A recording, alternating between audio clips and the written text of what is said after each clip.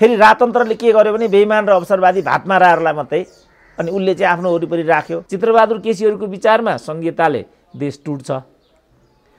अब बाबुरामहरूको विचारमा संघीयता भएन भने देश टुट्छ। के चाहिँ सत्य हो त त्यसो भने? अहिले जनयुद्धको प्रतिनिधित्व प्रचण्डले गर्दैनन् अरे, अहिले जनयुद्धको प्रतिनिधित्व केपीले गर्छन् अरे। यो त बच्चाले पनि पत्याउँदैन नि। त्यसमा तलमाथि भएको रहेछ भने फेरि त्यसलाई पनि हान्दिन्छ। यो नेतृत्व मध्ये कुनै एउटालाई छनौट गर्नु पर्यो भने हामीसँग छनौट गर्न लायकको मान्छे नै छैन क्या त्यहाँ। यसको लागि कर्मचारीले जागिर खाने हो, यसको लागि राजनीति गरेको त, यसका लागि लोकतन्त्र हामीलाई, यसका लागि शहीदले त्याग बलिदान गरेको। यिनीहरूले आफूलाई कम्युनिस्ट भने पनि यिनीहरू कम्युनिस्ट होइन, राजनीतिक बेइमानहरू हुन्, अवसरवादीहरू हुन्, पदमार्गी हुन्। र बाबुराम भन्छन् यो संविधान मैले बनाएको भनेर, तर भित्र संविधान जारी गरे, बाहिर आएर यो संविधानलाई मान्न सकिँदैन किन यसमा मधेस समेटिएको छैन, पार्टी नै छोड्दियो। अन्त्यमा गर्दा पार्टी नै छोड्न पुगे। त के का लागि बाबुरामले जनयुद्ध गरेको त? विश्वासको प्रस्ताव, अविश्वासको प्रस्ताव। के हो अविश्वासको प्रस्ताव भनेको?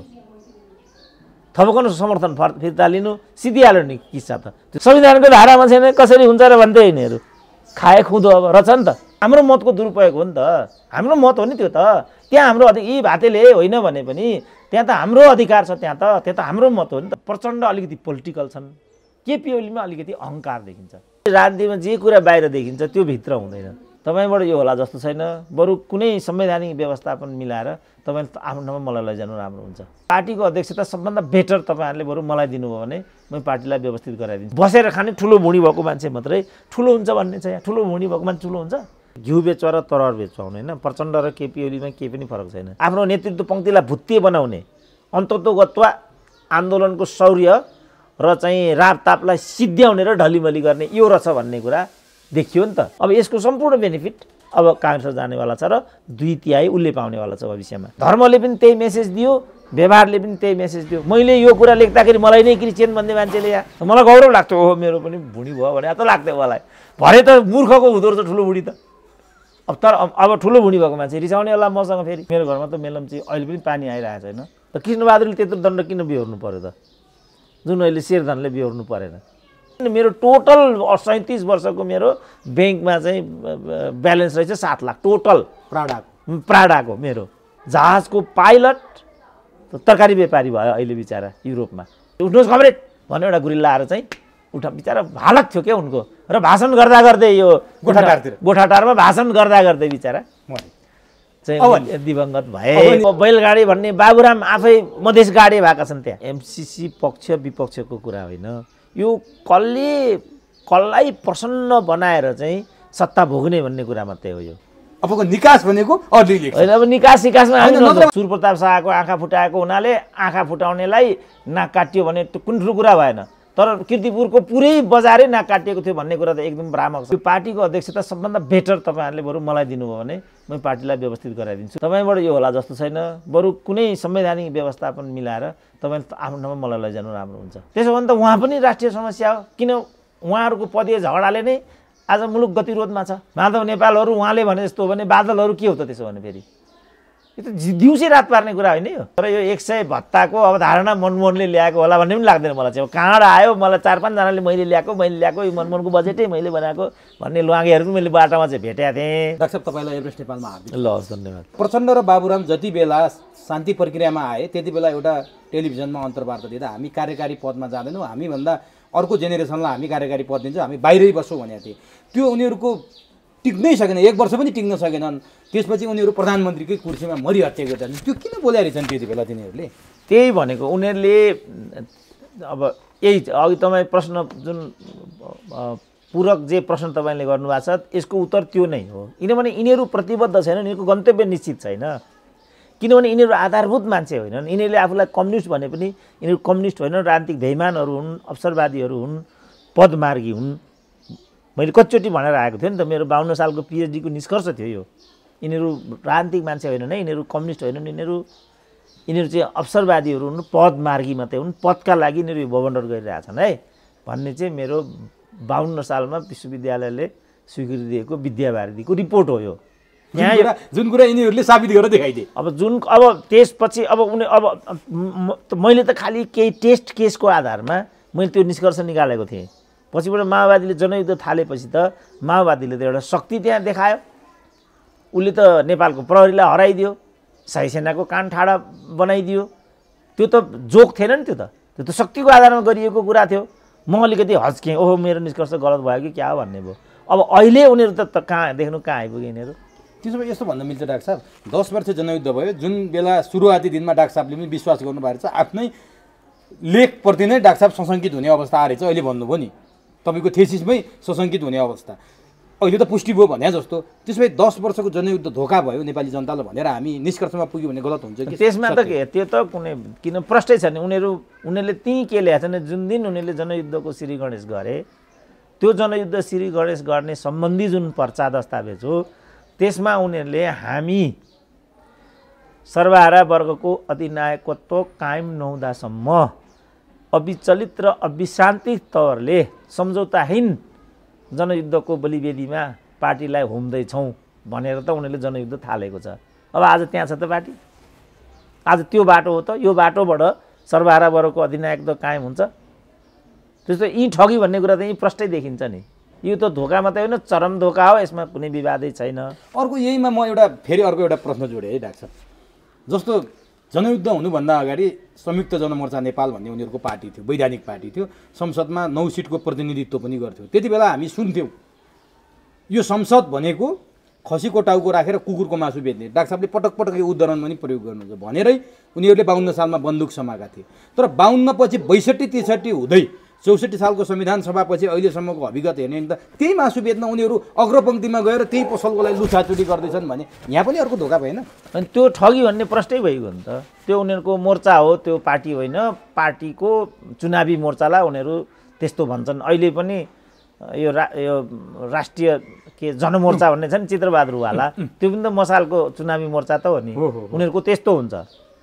यो कम्युनिस्टहरूको आफू कथित रूपमा भूमिगत बस्ने अनि मोर्चा अगाडि राखेर चाहिँ त्यहाँ आफ्ना मान्छेहरू पठाएर आफ्नो विषय। तर त्यति बेला के हुन्छ भने त्यो मोर्चामा आफ्ना विचार, आफ्ना नीतिहरू त्यो मोर्चा मार्फत व्यक्त गर्ने, त्यो नीति अन्तर्गत, पार्टीको नीति। जस्तो अहिले पनि चित्रबहादुर केसी मसालको नीति त प्रतिबिम्बन हिजो, अब अहिले त अब मोहन विक्रमकै अब श्रीमती नै अब एमपी रहिराखेकी छिन् होइन। त्यसो भएको हुनाले यो चाहिँ उनीहरूको एउटा ट्याक्टिकल कुरा भयो, इत्यादि कुरा भयो। जस्तो मालेकालमा ऊ बेला चाहिँ जनपक्षीय उम्मेदवार भन्ने थियो, जनपक्षीय उम्मेदवारको नाममा त्यहाँ भित्रै पञ्चायतकै फोरममा गएर बबन्डर गर्ने भन्ने यो खालको नीति अन्तर्गत त्यस्तो कुराहरू गर्थे। अब ती सबै कुराहरू चाहिँ अब अहिले हिजो जे गर्दा पनि जनताले मान्यो, पत्यायो। जस्तो अघि तपाईँले भन्नुभयो नि, हामी प्रधानमन्त्री हुँदैनौँ, हामी दोस्रो पिँढीलाई अगाडि बढाउँछौँ, हामी अभिभावक बन्छौँ, बाबुरामले लेखेको छ नि त्यति बेर। तर पछिबाट अब उनीहरूले यो उनीहरूको के रहेछ भने बिस्तारै उनीहरूको योजनाबद्ध रहेछ। यो बिस्तारै पदमुखी बनाउने, आफ्नो नेतृत्व पङ्क्तिलाई भुत्ते बनाउने, अन्तत्वगत्वा आन्दोलनको शौर्य र चाहिँ रापतापलाई सिद्ध्याउने र ढलिमली गर्ने यो रहेछ भन्ने कुरा देखियो नि त। सुरुमा उनीहरूले त्यसरी गर्दै अब अहिले हेरौँ न, बादल भन्यो, टोपबहादुर भन्यो, फलानु जस्तो मणि थापै भनौँ न, प्रचण्डसँग टक्कर लिने नेता होइनन्। अब हेरौँ त, अब अहिले जनयुद्ध चाहिँ केपी ओलीको विरासत हो भन्न थाले। अहिले जनयुद्धको प्रतिनिधित्व प्रचण्डले गर्दैनन् अरे, अहिले जनयुद्धको प्रतिनिधित्व केपीले गर्छन् अरे। यो त बच्चाले पनि पत्याउँदैन नि। यो त जनयुद्ध भनेको त इन्टायरली प्रचण्डको विरासत हो नि। केपी ओलीले त जनयुद्धलाई त पुरा दुत्कारेको हो नि त। जनयुद्धभन्दा खराब त केही नै छैन भनेको हो नि त, खुल्लमखुल्ला भने हो नि त। अब अहिले मणि थापा नै के भन्छन्, जनयुद्धको विरासत प्रचण्डमा होइन केपी ओलीमा छ अरे। अब यसको के दबाई छ ल भन्नु त। त्यसो भने नि डाक्टर साहब, अब अघि कुरा गऱ्यौँ नि हामीले, जस्तो 52 सालमै डाक्टर साहबले थेसिस ल्याउनु हो, 52 सालमै जनयुद्ध भयो। तर सरसर्ती हेर्दै जाने भने धोका भएको छ, यिनीहरू पदमुखी भएका छन्, हिजो आफूले उठाएका कुराहरू बिर्सिएका छन्। तर अहिले गणतन्त्र छ, सङ्घीयता छ, धर्मनिरपेक्षता छ। यो जनयुद्धकै जगमा हो भन्न चाहिँ मिल्छ कि मिल्दैन डाक्टर साहब? अब यही कुरालाई कतिपयले के भन्छन् भने काङ्ग्रेस गणतन्त्रमा नगइदिएको भए यो मुलुकमा गणतन्त्र आउँदै थिएन भनेर काङ्ग्रेसका मान्छेहरू बोल्छन्। माओवादीले के भन्छ भने माओवादीको लिगेसी बोकेर आएका नेताहरूले यदि जनयुद्ध हुन्थेन प्रचण्डको नेतृत्वमा भने यति चाँडै गणतन्त्र आउने थिएन भन्छन्। वास्तविकता के थियो? त्यो जनयुद्धकै कारण अहिलेको परिवर्तन भएको थियो, अथवा काङ्ग्रेसले गणतन्त्रमा गएर यो भएको थियो, यो के थियो? यो अलि विरोधाभास भयो। यो एक अर्काको परिपूरक छ। काङ्ग्रेसले हुन्छ नभनिदिएको भए त आउने नै थिएन गणतन्त्र, त्यो पक्का कुरा, किनभने सबै काङ्ग्रेसकै नेतृत्वमा भएको छ नि त। तर यसको जग प्रदान गरेको जनयुद्धले नै हो, त्यो कुरा प्रष्ट छ। र भनि पनि आएको छ बारम्बार, यहाँबाट गिरिजाप्रसाद कोइरालालाई यो मान्छेलाई मार, यहाँ आक्रमण गर भनेर गिरिजाले चाहिँ पूर्णबहादुर खड्का, यो दुर्गा सुवेदी इत्यादिका हात चिठी पठाउने, अनि उनीहरूले त्यो मान्छेलाई तल मारिदिने, घोषित अघोषित रूपमा यिनीहरूको। किनभने यिनीहरूको मूल्य मान्यता भन्दा पनि यिनीहरूको जसरी पनि सत्ता खाली गर्ने अनि त्यहाँ गएर बस्ने भन्ने अब पुष्टि भएको छ क्या। भन्दा उनीहरूले एक थरीले कम्युनिजमको नारा देखाए, अर्को थरीले डेमोक्रेसीको नारा देखाए। अब राजतन्त्रको नारा भन्दा त यी दुईटा नाराहरू प्रोग्रेसिभ भए, सबै मानिसहरू त्यतातिर चाहिँ आकर्षित भए। फेरि राजतन्त्रले के गर्यो भने बेइमान र अवसरवादी भातमाराहरूलाई मात्रै, अनि उसले चाहिँ आफ्नो वरिपरि राख्यो, जो चाहिँ अयोग्य त थिएनन्, अधिकांश योग्य नै थिए, तर तिनीहरूले त्यो सबै योग्यता त्यही पदको लागि उनीहरूले समर्पित गर्थे। अब यदुनाथ खनाल योग्य थिएनन् भन्न मिलेन नि, कमल थापा योग्य थिएनन् भन्न मिलेन, सूर्यबहादुर योग्य थिएनन् भन्न मिल्छ र, भेकबहादुर थापा योग्य थिएनन् भन्न मिल्छ र? योग्य थिए उनीहरू, तर उनीहरूले त्यो योग्यतालाई एउटा पदको लागि पुराका पुरा समर्पित गरिदिए। अब त्यो जनताले देखेको सन्दर्भमा यिनीहरू त अवसरवादी रहेछन्, व्यक्तिवादी रहेछन्, फटा रहेछन् भन्ने भइसकेपछि जनता बाँडिए, आदि काङ्ग्रेस भए, आदि कम्युनिस्ट भए। किन? नारा राम्रो थियो नि त। जस्तो प्रचण्डको नारालाई सहरबाट हामी जम्मैले त्यो नारालाई दुत्कारेको होइन नि त। डाक्टर सुन्दरमणि भयो, डाक्टर देवेन्द्रराज पाण्डे भयो, इभन कृष्ण पहाडी भयो, काठमाडौँका जुन एक से एक बौद्धिकहरू थिए, ती जम्मै बौद्धिकहरूले प्रचण्डलाई एक प्रकारले, माओवादी जनयुद्धलाई एक प्रकारले सिकतापै गरिदिएका हुन् नि त। किनभने उनीहरूले एजेन्डा कस्तो उठायो भने हामी महिलालाई सशक्तिकरण गर्छौँ, दलितलाई सशक्तिकरण गर्छौँ, राज्यको पुनर्संरचना गर्छौँ र नेपाली जनतालाई चाहिँ समृद्धि दिन्छौँ भनेपछि त्यो नारा आफैमा नराम्रो त थिएन नि। त त्यसपछि मानिसहरू चाहिँ ती नाराहरूमा समाहित हुन पुगे। त्यो नारालाई नै दुरुपयोग गरेर उनीहरू यो ठाउँमा आइसकेपछि चाहिँ यो पुरानाभन्दा पनि गए गुज्रेका। जस्तो भनौँ न, अब राजाले 5 बिघा क्षेत्र बनाए, वास्तवमा यिनीहरूले गरेको भन्दा त वैज्ञानिक थियो नि त्यो। त्यो समयले पनि पुष्टि गरे, उनीहरूले अहिले पनि 2टा प्रदेशको नामाकरण गर्न सकिरहेका छैनन्। किनभने त्यो मिल्दैन, वैज्ञानिकै हुँदैन त्यो, केही गर्दा पनि वैज्ञानिक हुँदैन त्यो। किनभने मधेस पहाड भन्ने नारा चाहिँ उचालिएको छ।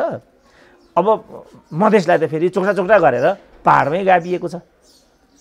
मधेसी जनताको भावनाको त यो अनुकूल छैन। यो नगरौँ पहाडी जनताको भावनाको अनुकूल हुँदैन। थारू विद्रोह भनेको त्यही हो, कैलालीको। त्यसकारण अब राजाले एउटा ल्याएको थियो नि त, उसले चाहिँ एउटा तर्क, किनभने सबैभन्दा ठुलो जोग्राफर हो नि डाक्टर हर्क गुरुङ भने त, उनले गरेको एरेन्जमेन्ट थियो नि त त्यो। अब अहिलेको यो कसले गरेको हो, यसको आधिकारिक त कसले लिन्छ ल भन्नु त? बाबुराम भन्छन् यो संविधान मैले बनाएको भनेर, तर भित्र संविधान जारी गरे, बाहिर आएर यो संविधानलाई मान्न सकिँदैन किन यसमा मधेस समेटिएको छैन, अन्त्यमा गर्दा पार्टी नै छोड्न पुगे। त के का लागि बाबुरामले जनयुद्ध गरेको त? मधेसका लागि? यही हो कुरो। यो नै आजको विरोधाभासको चाहिँ जड हो। तपाईँले एउटा राम्रो एउटा गहन विषय उठाउनु भयो। अब यो विषय त एउटा राष्ट्रिय पर्दामा छलफल गरिने विषय हो यो, तर गर्दिन्न। तर यो किनभने सत्य आउने हो नि त। अनि उनीहरूले यो आवाजलाई नै मैले सुरुदेखि भन्थेँ, जुन यो सङ्घीयताको कुरा हो, आत्मनिर्णयको कुरा हो, अरू कुराहरू यसमा चाहिँ उपयुक्त डिबेट गर्न दिइएन। त्यसपछि यो बदनाम भयो, सङ्घीयता जन्मिँदै बदनाम भयो नेपालमा भनेको थिएँ मैले। किनभने सङ्घीयताको कन्सेन्ट प्रो एन्ड कन्समा जानै दिएन। सङ्घीयता भन्ने चिज के हो त? डिबेट के हो भने सङ्घीयताले राष्ट्रियता बलियो हुन्छ, सङ्घीयताले राष्ट्रियता कमजोर हुन्छमा डिबेट गराइयो। एक थरीको विचारमा सङ्घीयताले राष्ट्रियता टुट्छ, कमजोर हुन्छ। एक थरीको विचारमा त्यो भएन भने देश टुक्रिन्छ। अब यो दुईटा स्कुल अफ थटको बिचमा चाहिँ द्वन्द्व गराइयो, द्वन्द्व मात्रै गराइयो। चित्रबहादुर केसीहरूको विचारमा सङ्घीयताले देश टुट्छ, अब बाबुरामहरूको विचारमा सङ्घीयता भएन भने देश टुट्छ। के चाहिँ सत्य हो त त्यसो? त्यही त अझैसम्म भ्रम छ हेर्नु त। यस, हुने नै भयो त। किनभने यसमा राइट म्यान राइट प्लेस पनि छैन। किनभने सङ्घीयताका ज्ञाताहरूलाई पनि, जो सङ्घीयतामा रिसर्च गरेका मानिसहरू छन्, तिनीहरू पनि अहिले पनि बाहिर छैनन्। किनभने सङ्घीय मन्त्रालय भयो, कानुन मन्त्रालय भयो, यो मन्त्री नै हुन चाहँदैन। यिनीहरूलाई त अर्थै चाहियो, गृहै चाहियो, परराष्ट्रै चाहियो, त्यसैमा लुचाचुडी छ। त किन त मालदार मन्त्रालयहरूले कर्मचारीलाई गएर सोध्नुहोस्, कर्मचारी पनि कि भन्सार जानुपर्छ उसलाई, कि कर जानुपर्छ उसलाई, किन त्यस्तो? कि गृह जानु पर्यो उसलाई, राजस्वमा जानु पर्यो, कि किन जानु पर्यो त्यहाँ? भनेपछि लुट्ने भन्ने बुझेको छ नि त उनीहरूले। लुट्ने जस्तो अख्तियारमा एउटा लठुवालाई यिनीहरूले अख्तियार आयुक्त बनाएको रहेछ, ती बसेर गोद्दो रहेछ। अब निर्वाचन आयोगमा चाहिँ बनाएको छ, त्यसैलाई दुरुपयोग गरेर व्यवस्था त्यसका लागि हो त। समष्टिमा के भने राज्य प्रणालीलाई चाहिँ हामीले दोहन गर्ने एउटा वैयक्तिक फाइदाको मञ्च बनायौँ, होइन नि त? त्यो राज्य प्रणाली भनेको राजनीतिक दल भनेका पदाधिकारी भनेको आफ्नो अभिमान प्रकट गर्ने, दोहन गर्ने, राज्यलाई दोहन गरेर मालामाल हुने।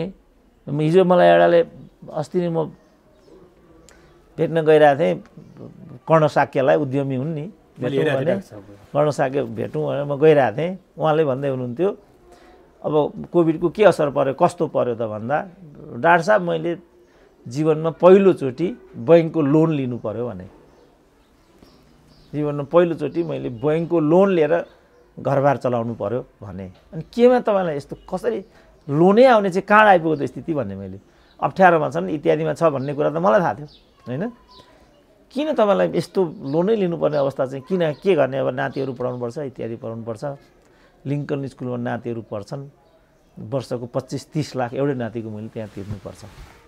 अब अधिकांश कर्मचारीहरू र विश्वविद्यालयमा मभन्दा 2 त मुनिका लेक्चररहरूका छोराछोरीहरू त्यहाँ पढ्छन्।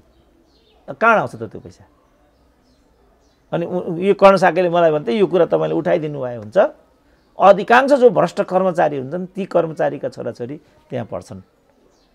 मिनिमम 15 लाखदेखि 30 लाखसम्मको चाहिँ फी मात्रै खर्च आउँछ त्यहाँ वार्षिक। जो सुन्न पनि सक्दैन नेपाली अधिकांश जनता त त्यो 15 लाख नदेखेरै मर्छ। मेरो 7 लाख मैले भने नि, मेरो टोटल 37 वर्षको मेरो ब्याङ्कमा चाहिँ ब्यालेन्स रहेछ 7 लाख टोटल प्राडाको मेरो त हो। त्यसको लागि उनीहरूलाई करै चाहिन्छ, उनीहरूलाई भन्सारै चाहिन्छ, उनीहरूलाई राजस्वै चाहिन्छ। त यसको लागि कर्मचारीले जागिर खाने हो, यसको लागि राजनीति गरेको त, यसका लागि लोकतन्त्र हामीलाई, यसका लागि शहीदले त्याग बलिदान गरेको, टोटल ठगी हो नि त यो। त्यसपछि राजनीतिले परिणाम दिएन, यहाँ हो बिग्रेको चाहिँ। अब यो बिग्रियो डाक्टर साहब, यो बिग्रियो। नारा त राम्रा थिए, तपाईँले अघि भने जस्तो एउटा चाहिने परम्परावादी शक्ति बन्यो राज संस्था र एउटा प्रोग्रेसिभ बन्यो, अलिकति क्रान्तिकारी बन्यो, जनताले क्रान्तिकारी रोजे। आज त्यो भुल चाहिँ जनता सच्याउन खोज्दैछन्, के हो खै असन्तुष्टि व्यक्त गर्दैछन्, कहाँ जान्छ त्यो एउटा छुट्टै विषय छ। तर अघि भातमारा भन्नुभएको थियो, मलाई बडो त्यो शब्दले आकर्षित गरिरहेछ डाक्टर साहब। राजाको भात खाने भातमाराहरूले यो नारा ल्याइसकेपछि ती पुरातनवादी नारा अथवा हिजोको परम्परावादी नारा भन्काउँदै आउने ती नारा लाउनेहरू त्यो नारामा नरमाएर फेरि प्रोग्रेसिभ नारामा किन झ्वाट्ट हाम फाले, त्यहाँ स्टेप गए र राजालाई साथ दिन सकेनन् डाक्टर साहब? यो एकदमै जान्नुपर्ने विषय होइन। उनीहरू तात्विक थिएनन् क्या उनीहरू। मैले भने नेपालमा कोही राजावादी छैन, मैले अघि पनि तपाईँलाई भने नि हजुर होइन। बिचरा अहिले बरु अघि मैले राजावादी को त भनौँ न, कृष्णप्रसाद भट्टराईबाट सुरु भयो, प्रकाश कोइराला, विपिन कोइराला, जो काङ्ग्रेसका नाममा राजाले दुःख दिएको भने डाक्टर सबैभन्दा प्रताडित नि त, सबै राजाहरूले सबैभन्दा प्रताडना दिएका त यिनीहरू कोइराला परिवार त हो नि। सबैभन्दा प्रताडना दिए कृष्णप्रसाद भट्टराई सबभन्दा धेरै जेल बस्ने नै हुन् नि त। उनी त सही गरेर नि निस्केनन्, निस्के पनि होइन प्रताडित। अब त्यसपछि अस्ति मैले उहाँको तारानाथ राणाभाटको सुनिरहेको थिएँ। यो खालका मानिसहरू चाहिँ वास्तवमा राज संस्थावादी, राजावादी र राज संस्थावादीमा फरक छ। राज संस्थावादी भनेको चाहिँ राजतन्त्रलाई एउटा संस्थाको रूपमा, एउटा सिम्बोलको रूपमा राखौँ। तपाईँले भर्खरै क्विन एलिजाबेथ सेकेन्डको फिलिपको देहानको तपाईँ देख्नुभयो भने अहिले संसारभरि फिलिपको मात्रै कुरा छाइराखेको छ। वास्तवमा यो 15 दिन सबैभन्दा बढी मैले कुनै डकुमेन्ट्री हेरेँ भने मैले नै पनि त्यही मात्रै हेरेँ। त उनीहरू कसरी त्यो संस्थाको त्यो गौरव गाथा गाइराखेका छन्। त्यहाँ पनि त डायनाको कारणले चार्ल्स त अत्यन्त अलोकप्रिय छन्। किन उनीहरू मूल्यको आधारमा जापानको राज संस्था भयो, थाइल्यान्डको राज संस्था भयो, युकेकै भनौँ, युके भनेको यही भयो, यहाँको राज संस्था भयो, उनीहरू गुण र दोषको जनताले त त्यसरी हेरिराखेको हुन्छ नि त। हामीले चाहिँ अब यहाँ चाहिँ अब यो खालको राज संस्थावादीहरू रियल राज संस्थावादीहरू थिए। तर यिनीहरूलाई जेलमा राखेर यो भातमाराहरूको चाहिँ टोलीलाई नै राजाले आफ्ना जो भक्तहरूलाई दासहरूलाई नै मेरा अनुयायी हुन् भन्ने एउटा भ्रममा राजा बाँचे, त्यसको शिकार उनी भए। अब डाक्टर साहबले भने जस्तो जो रियल राजावादी थिए तिनी सधैँ राजाबाट अपीडित भए, जो भातमारा थिए तिनीहरूले चाहिँ अवसरवादको चरम नमुना देखाए। अब फेरि तिनीहरू भोटको लागि हो अथवा के को लागि हो, फेरि राजा चाहिन्छ। कतिपयले त मैले डाक्टर साहबको नाम नभनौँ, श्रीपाद महाराजको शीघ्र स्वास्थ्य लाभको कामना भनेर फेसबुकमा लेखेका छन्, जो हिजो भातमाराको रूपमा परिचित भए गणतन्त्रमा हाम फाले, आज फेरि राज संस्था चाहियो भनेर यसरी लेखिरहेछन्। यो होइन चरम अवसरवाद भने श्रीपाद महाराज धिराज लेख्न थालिसके।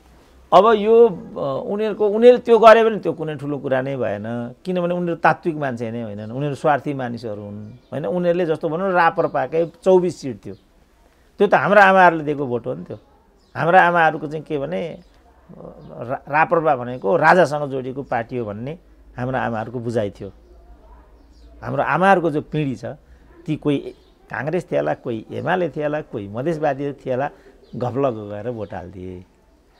24 स्थान पाए कमल थापाले। त्यो 24 स्थानलाई मात्रै उनले जे अभिप्रायले मत हासिल गरेका थिए त्यो अभिप्रायमा समर्पित गरेको भए नेपालमा न यति सजिलै राज संस्था जान्थ्यो, न नेपाल चाहिँ धर्मनिरपेक्ष हुन्थ्यो। होइन भने पनि एउटा त्यो विचार त त्यहाँ रहिरहन्थ्यो नि। जस्तो राजेन्द्र लिङ्गदेनले चाहिँ निष्ठाका साथ तलबाट कम्युनिस्टको भोट पाएर विजयी बनेर आएका छन्। यहाँ आएर मेरो एजेन्डा राज संस्था हो भनेका छन् उनले। त्यही आधारमा कैयौँ मान्छेले चाहिँ राप्रपाको महासचिव राजेन्द्र लिङ्गदेन हुनुपर्छ भनेर आवाज पनि उठाएका थिए। जनता त मूर्ख हुँदैन नि, जनताले सबै कुरा हेरिराखेको हुन्छ। अब कमल थापाहरूले यो 24 सिट दुरुपयोग गरेको बुझिसकेपछि जनता त्यही जनता फनक्क फल्टेर गएर हाम्रो केपी ओलीलाई भोट हाल्थे, किनभने केपी ओलीले चाहिँ नाकाबन्दी विरुद्ध उभिएका थिए। त्यसको फाइदा नै केपी ओलीलाई भएको। अब तपाईँ हेर्नु होला भविष्यमा त्यो थपक्क त्यो मत चाहिँ पल्टेर शेरबहादुरले त्यही बेला भनेका थिए कम्युनिस्टको शासन आयो, अब यहाँ रुन पनि पाइँदैन, हाँस्न पनि पाइँदैन। ठ्याक्कै त्यही कुरा भयो यहाँ। अब यसको सम्पूर्ण बेनिफिट अब काङ्ग्रेस जानेवाला छ र 2/3 उसले पाउनेवाला छ भविष्यमा। तर प्रधानमन्त्री यो स्वीकार्न तयार हुनुहुन्न। अब पनि यदि माओवादीले समर्थन फिर्ता ल्याउँछ ढाल्छ, ठिक छ ढालोस्। यदि माओवादी समर्थन फिर्ता ल्याएर मलाई ढाल्न सक्दैन भने अब 5 वर्षको लागि यही सरकारको निरन्तरता छ। चुनावपछि 2/3 ल्याउन त कसैले रोक्दैन, किनभने 12 जना 13 जना मान्छेले विरोध गरे भन्दैमा 3 करोड नेपालीले विरोध गरेको मानिँदैन। सबै मान्छे मेरो समर्थनमा छन्, मेरो पक्षमा छन्, यही सहित आउँछु भनेर फेरि प्रधानमन्त्री त्यो भन्नुहुन्छ डाक्टर साहब। भन्न पाइयो नि लोकतन्त्रमा मान्छेलाई अभिव्यक्तिको स्वतन्त्रता हुन्छ होइन, र भन्नु र गर्नुमा ठुलो अन्तर हुन्छ। पर्खौँ न, सरकार त रहन पनि सक्ने भयो, नरहन पनि सक्ने भयो, जति गरे पनि 2 वर्षको आयु हो, कुरो सिद्धियो हजुर होइन। अब आउने नयाँ जनादेश अब चुनावमा हेर्नु होला मैले के भनेको थियो भनेर, चुनावमा हेर्नु होला मैले के भनेको थिएँ भनेर त्यही नै हुन्छ।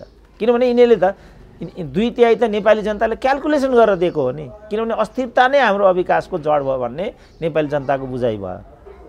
त्यसकारण हामीले स्थायित्वको लागि स्थायित्वबाट मात्रै हामी समृद्धिमा जान अब अझ कोभिडले त छन्। अब अहिले आज तथ्याङ्क आइरहेछ कि पुरा जुन वैदेशिक रोजगारीको जुन एउटा प्रक्रिया हो त्यो पुरै अवरुद्ध भएको छ। यसको मतलब अब रेमिटान्स पनि घटेर आउनेवाला छ र बेरोजगारीले गर्दाखेरि आगो बल्नेवाला छ। मान्छे यो देखिरहेको थिएँ मैले सोसियल मिडियामा, पाइलट जहाजको पाइलट तरकारी व्यापारी भयो अहिले बिचरा युरोपमा। जहाज चल्दैन, यहाँ जस्तो गफ गरेर खान पाइँदैन। त्यहाँ त काम गर्नुपर्छ खानको लागि त, तर काम गर्नु सानो पनि हुँदैन ठुलो पनि हुँदैन भन्ने मेसेज दिएको छ त्यहाँ। धर्मले पनि त्यही मेसेज दियो, व्यवहारले पनि त्यही मेसेज दियो। मैले यो कुरा लेख्दाखेरि मलाई नै क्रिस्चियन भन्ने मान्छेले यहाँ त यस्तो खालको बुझाइ छ। काम नगरी त खानु उचित होइन नि, पसिना त बगाउनु पऱ्यो नि त। पसिना बगाउँदा सानो ठुलो भन्ने हुन्छ, काम पनि सानो ठुलो हुन्छ, तर यहाँ त हुन्छ। टोयलेट काम गर्ने मान्छेले छोएकै खानु हुँदैन भन्ने छ, भारी बोक्ने मान्छे गनाउने हुन्छ परचा भन्ने छ, बसेर खाने ठुलो भुँडी भएको मान्छे मात्रै ठुलो हुन्छ भन्ने छ। यहाँ ठुलो भुँडी भएको मान्छे ठुलो हुन्छ, युरोपमा त ठुलो बुढीमा भएको मान्छे देखे पनि हाँस्छन् उता जान्छन् आयो पुअर म्यान इज कमिङ भन्ने हुन्छ त्यहाँ चिकन खाने मान्छेलाई त्यहाँ खानु अरू आलु खान्छन् चिकन खाँदैनन् त्यहाँ नहुनेले मात्रै खाने भन्ने छ त्यहाँ चिकन त्यो छ सिस्टम त्यहाँ त हुनेले चिकन खाने भने त्यो हुनेवाला भयो बुढी ठुलो भयो भने धनी भयो अनि ठुलो मान्छे भयो भुँडी ठुलो हुने बित्तिकै खानदानी भयो मेरै यत्रो एकचोटि भुँडी थियो क्या मेरै म अहिले फर्केर हेर्छु निकै ठुलो भुँडीमा म क्याम्पस चिफ थिएँ अब क्याम्पस चिफ हाकिमको त भुँडी ठुलो हुनुपर्छ भन्ने मान्यता कहाँबाट पनि मेरो भुँडी आइपुग्यो यत्रो भुँडी थियो मेरो सुवा हुन्थ्यो हिँड्दाखेरि मलाई गौरव लाग्थ्यो ओहो मेरो पनि भुँडी भयो भने त लाग्थ्यो मलाई भरे त मूर्खको हुँदो रहेछ ठुलो भुँडी त अब ठुलो भुँडी भएको मान्छे रिसाउने होला मसँग फेरि बोल्नै गाह्रो छ बोल्न त गाह्रो छँदै छ नि अब अस्ति बोलेको झल्लै झट्टी खाइयो देख्नु भएन यो हप्ता पुरा नक्कली डाक्टरको मात्रै कुरा आयो नि त सत्यवादी बोली हो नि यो त अघि मैले भने तथ्यमा नभएको कुरा हामीले बोल्नै हुँदैन त्यो प्रोफेसर भनेकै त्यही हो भोलि समाजले तपाईँले यो त भन्नुभयो ठिकै छ यसको आधार के हो भनिदियो भने हात उठाउनु पऱ्यो कि परेन तर तपाईँले अहिले भर्खर रेमिट्यान्सको कुरा उठाउनु भयो होइन डाक्टर साहब त्यो यताउता तथ्याङ्क हेरेरै अनुसन्धान गरेरै बोल्नु भएको छ तर प्रधानमन्त्री फेरि पटक्कै मान्नुहुन्न एउटा प्रोफेसर डाक्टरले बोल्दाखेरि चाहिँ डराउनु पर्ने तथ्य भयो कि भएन डाटा मिल्यो कि मिलेन भनेर प्रधानमन्त्री त्यसै बोल्दिन मिल्छ उहाँले त सबै डाटाहरू ठिक छ नेपालको आर्थिक वृद्धि दर पनि कोभिडले अलिकति बिगार्यो राम्रो छ नेपाल विश्वका सबैभन्दा के अरे एसियाकै खुसी नागरिक नेपाली हुन् विकास अनुभव गर्न पाएका छन् धरहरा चढ्दा आइफल टावरमा चढेको जस्तो अनुभव भयो भनेर प्रधानमन्त्री यस्तो कुरा गर्नुहुन्छ डाक्टर साहब त्यस्तो कुरा गर्नुहुन्छ अब कुन सत्य हो डाक्टर साहब अब हामीले चाहिँ कुन सत्य हो भन्ने चाहिँ तपाईँले भोगेको जीवन र तपाईँले बेहोरेको वास्तविकताबाट तपाईँले सत्य पर्गेल्नु पर्ने हुन्छ मैले भोगेको जीवन र वास्तविकता डाक्टर साहबले भने अनुसार छ प्रधानमन्त्रीले भने अनुसार त्यसो भने त भ्रममै किन भ्रममा पालिरहनु पर्यो किनभने जस्तो भनौँ न हाम्रो चाहिँ कोभिडको सुरुताका चाहिँ हाम्रो नेपालीको प्रति व्यक्ति ऋण चाहिँ 42,000 थियो कोभिडभन्दा अगाडि एक वर्ष अन्तरालमा चाहिँ त्यो 50,000मा पुग्यो अब अहिले त्यो 52,100 पुगिराखेको छ यो प्रधानमन्त्री बोल्नुहुन्न फेरि यो विषयमा अब एउटा तथ्याङ्क यो छ होइन अब अर्को 80% भन्दा बढी चाहिँ औद्योगिक संरचनाहरू यो बिचमा चाहिँ विस्थापित भएका छन् त्यसै पनि अनौद्योगिकरणको प्रक्रिया छ हाम्रो देशमा 46 सालदेखि यता त्यो भन्ने बित्तिकै प्रतिगामी भन्छन् बोल्नै हुन्न तर सत्य कुरा के भने भ्रिकुटी कागज कारखाना बन्द भयो गोरखकाली रबर उद्योग बन्द भयो हिमाल सिमेन्टहरू बन्द भए चिया उद्योग बेचियो मल कारखानाहरू बेचिए वीरगञ्ज कृषि औजार बन्द भयो बाँसबारी छाला जुत्ता कारखाना बन्द भयो त्यो त भयो होला नि त यो कुनै प्रधानमन्त्रीले नभने पनि म कुनै प्रधानमन्त्री होइन प्रधानमन्त्रीदेखि मन्त्री पनि होइन त्यसैले मैले भनेकै कुरा हुँदैन त यो झुट कुरा हो त यो त्यसकारणले कसले के भन्यो भन्ने कुरा गौण हो कुन कुरा वास्तविकतासँग जोडिराखेको छ अब अहिले हिजो पनि एउटा मैले रिपोर्टिङ हेरिरहेको थिएँ 56 बिघा जग्गा रहेछ चाहिँ भ्रिकुटी कागज कारखानाको त्यहाँ चाहिँ कमसेकम 10,000 मान्छेको रोजगारी त्यो तीभित्र त्यो कागजलाई चाहिने कच्चा पदार्थ तीभित्र बनाउने रहेछ अरू त्यहाँ त्यहाँ कसैले मजदुर काम गरिरहेछ कसैले घाँस काटिरहेछ कसैले घाँस बाबियो रोपिरहेछ कसैले हेर्नु ल त मिनिमम 10,000 मान्छेले त्यहाँ यहाँ चाहिँ तपाईँले कृषि औजार कारखानाको सँगसँगै मिल यो सुगर मिलको पनि मलाई यति लामो फाइल ल्याएर दिइरहेको थियो डाक्टर साहब हामीलाई तलबै दिएको छैन यो पनि प्रश्न उठाइदिनु पर्यो भनिरहेको थिएँ मलाई अब यो भ्रिकुटी कागज कारखानाको पनि मजदुरहरू विस्थापित भए उनीहरूलाई क्षतिपूर्ति दिइएको छैन उनीहरूको जब गयो अरू कुराहरू गए त त्यस आधारमा हामी कति खुसी छौँ भनेर हेर्ने हो हामी 3 जना छौँ नि त यहाँ हामी 3 जना नै भनौँ न हामी कति खुसी छौँ त ल 3 जना नै भन्नु ल तपाईँ नै भन्नुहोस् कति खुसी हुनुहुन्छ मलाई सोध्नुहोस् म कति खुसी छु क्यामेराम्यानलाई सोधौँ ऊ कति खुसी छ खुसी भनेको गोजीमा कति आयो भन्ने आधारमा त होला नि खुसीको आधार त त्यही होला नि त कति आयो त अब कति आउने हो अझ डर लाग्दो त अब छ नि डाक्टर साहब अनि त्यो हो अब कति आउने हो रियल खतरनाक त अब आउने भन्दैछन् मान्छेहरू अब कति खुसी हुने भारत जस्तो मुलुकमा चाहिँ छाती पिटी मान्छे रोइरहेछन् भनेपछि हाम्रो के अवस्था भन्ने कुरा टाढाको विषय छैन नि त हो यही नै नि डाक्टर साहब आइफेल टावरसँग तुलना गर्ने धरहरा जरुरी थियो कि कोभिड अस्पताल आइसियु भेन्टिलेटर बनाउन जरुरी थियो। प्रधानमन्त्रीले निकै गर्व गर्नुभएको छ। हो, धरहरा उठ्यो, त्यो आवश्यक कुरा थियो, तर अत्यावश्यकता होइन। यति बेला प्रधानमन्त्रीले किन यस्तो धरहराप्रति मोह भएको, कि माथि धरहरामा पुगेर कहाँ कति बिरामी छन्, कहाँ अस्पताल छन् भनेर हेर्नलाई बनाइयो हो कि के लाग्छ डाक्टर साहब? होइन, अब धरहरा र रानी पोखरी चाहिँ इतिहासको धरोहर पनि भएको हुनाले प्रधानमन्त्रीले त्यसरी सोच्नुभयो, त्यसरी भयो, अथवा यो प्रोजेक्टै प्रधानमन्त्रीको पनि होइन भन्ने लाग्छ मलाई। पूर्ववर्ती प्रधानमन्त्रीहरूकै प्रोजेक्ट हो र यी साबिक प्रोजेक्टहरूकै कन्टिन्युएसन हो। यिनीहरूको कुरा छोडिदिउँ, यसलाई त्यत्रो आलोचनाको विषय बनाऊ भन्ने मलाई लाग्दैन।